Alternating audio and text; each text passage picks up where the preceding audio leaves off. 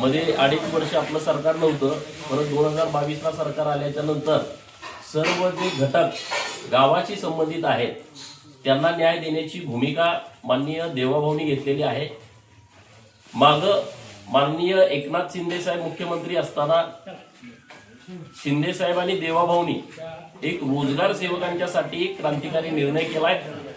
त्यांना मानधन घोषित केलेलं आहे, शासन निर्णय झाला, परंतु अजून मानधन रोजगार सेवकांना मिळालं नाही।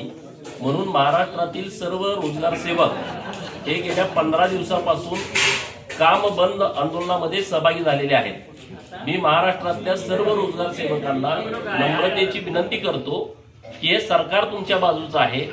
नक्की तुम्ही जी मागणी आता सरकारने केलेली आहे ती पूर्ण करण्याच्या हेतूनं राज्याचे लाडके मुख्यमंत्री माननीय देवाभाऊ आणि रोजगार खात्याचे मंत्री माननीय भरतसेठ गोगावले साहेब यांच्याशी चर्चा करून आम्ही नक्की मार्ग काढू।